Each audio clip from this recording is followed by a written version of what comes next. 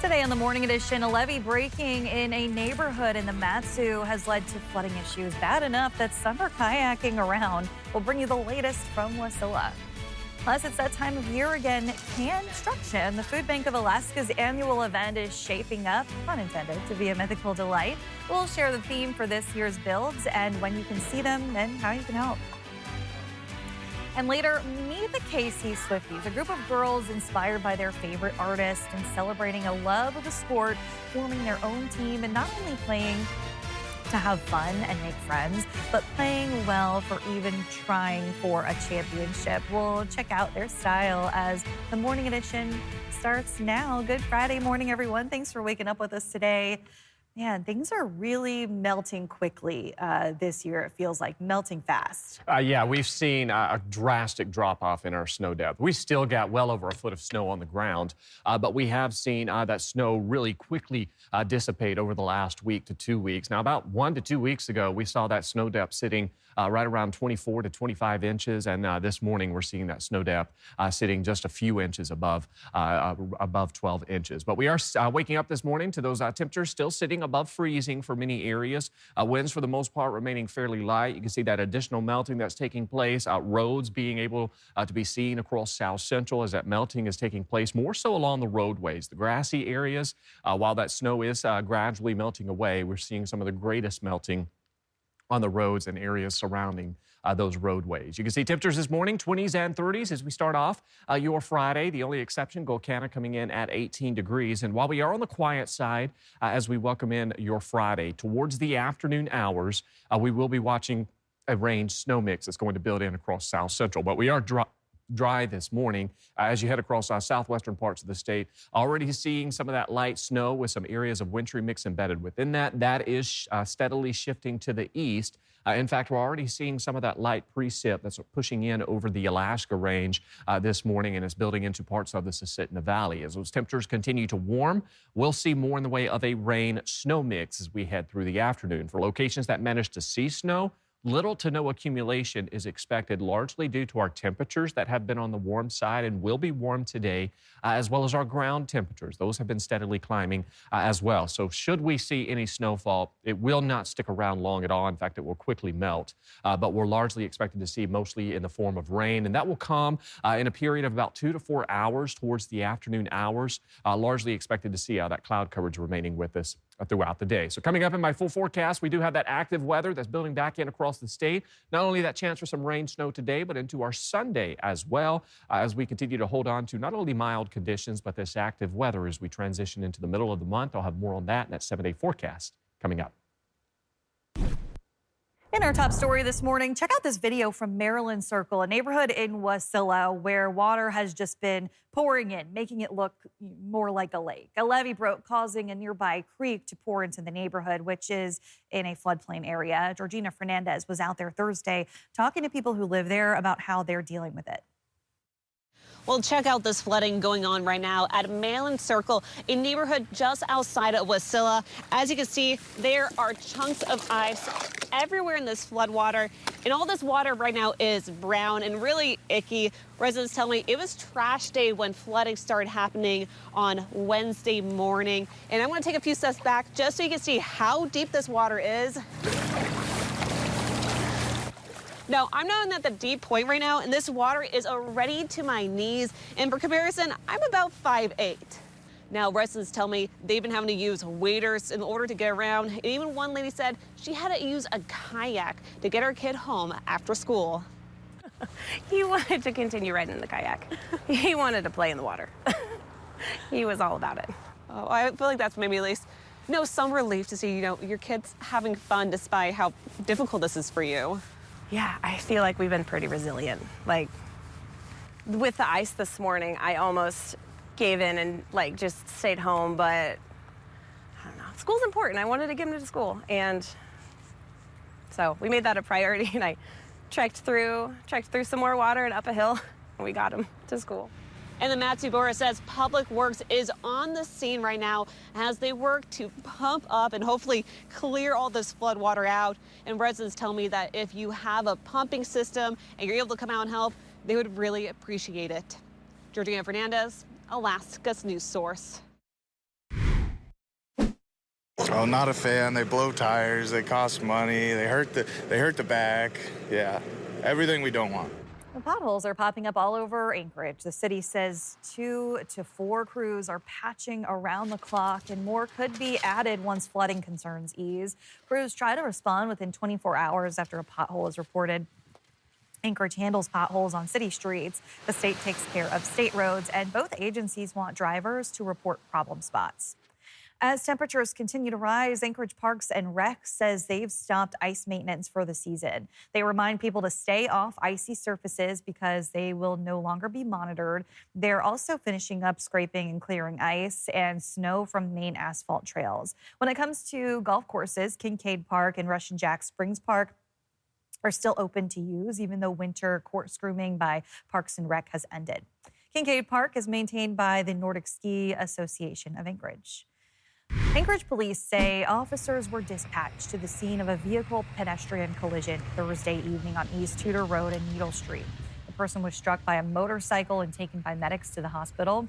Officers say the investigation is still in its early stages and additional details were not immediately available. You can follow along with this developing story on our website for the latest details as they are released. The battle over Campbell STEM Elementary has moved into court.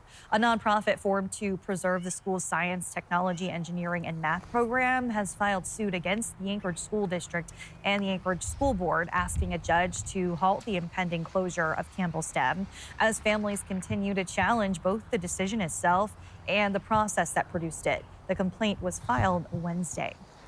Something many Alaskans are keeping an eye on is the possibility of a $3,800 permanent fund dividend this year. Some lawmakers are predicting it will be much lower.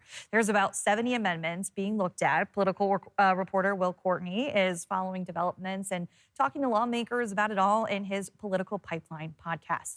You can stream episodes by adding the Alaska's News Source channel on Roku, Amazon Fire, and Apple TV.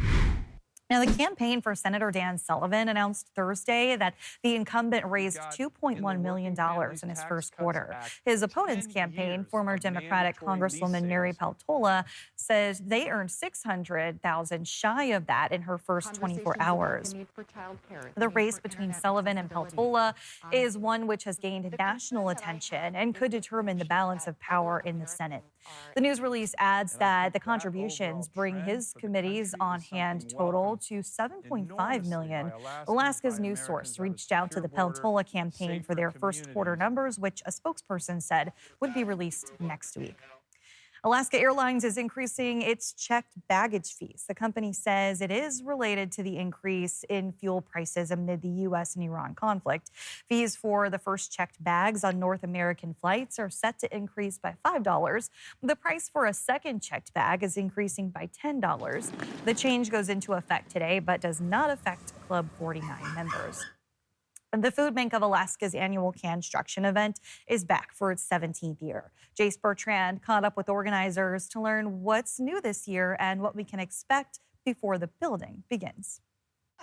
Starting Friday, these cans are going to be the building blocks of some impressive creations. We get teams of architects, engineers, and contractors to design and build cans, structures out of canned food. Each year, the committee comes up with a list of ideas that we kind of shoot around a little bit and workshop to find the best one. And by far, the best idea this year was dragons. 9 teams from across Alaska are preparing to try their hand at stacking these cans into freestanding dragons. That's gonna take a lot of cans. Luckily, food donation manager Leo Altola says this year is one of the food bank's biggest for donations. This year, we're projected to gather roughly 24,000 cans of food. And this is going to be essential for feeding people in the Anchorage and the Valley at a critical time when generally we start to see the last little bits of food that we gather during the holiday season start to dwindle. Altola says those 24,000 cans add up to around 20,000 pounds of food, which will be distributed across Anchorage and the Mat-Su Valley for those in need. We'll just make sure all the cans are undamaged and in good condition. All in all, this event will likely provide about 15,000-ish meals. Before the food is donated, people will have a chance to pick which of the team's CANstructions is their favorite. And the public can participate in this event by going to their favorite structure, scanning the QR code on the poster, and then selecting which structure they want to vote for. At the end of the event, we will tally up all the votes, and whoever has the most will get the People's Choice Award. The structures will go up on Friday and will be taken down for donation on April 24th, giving enough time for everyone to get a good look at these impressive creations. Jace Bertrand, Alaska's news source. Still ahead today on the Morning Edition. If you look to the skies, you may see some familiar feathered friends starting to reappear. Birds are returning to Alaskan skies, but that means you may find birds in need of help sometimes as well.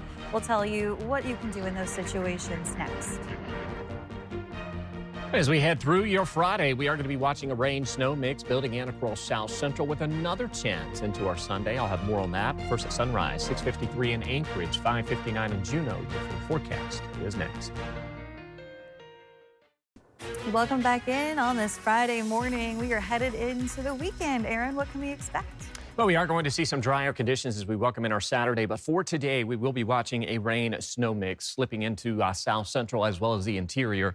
That's already bringing some snow showers to areas of western Alaska. But you can see temperatures across the state this morning for many locations hovering right around that freezing mark, even as far north as the slope. Utqiagvik coming in at 30 degrees, Fairbanks coming in at 30 as well. We've got Anchorage at 33 degrees, while Juneau is sitting right at freezing. So it's a mild start to the morning across the state, as practically everyone is holding on to some of these warmer conditions. There is our frontal boundary as it sweeps across the state.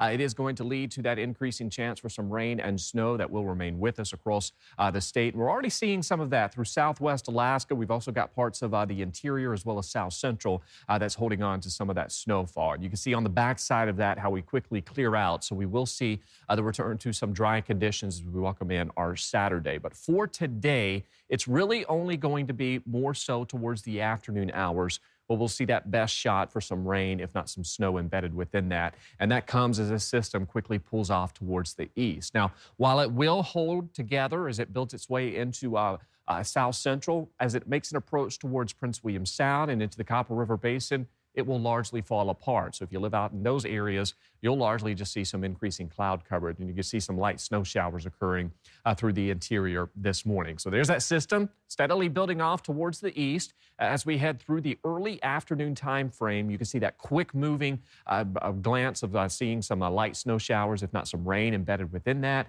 That comes to an end overnight on into tomorrow. We've got some quiet conditions taking hold once again. We may see some sunshine breaks into your Saturday.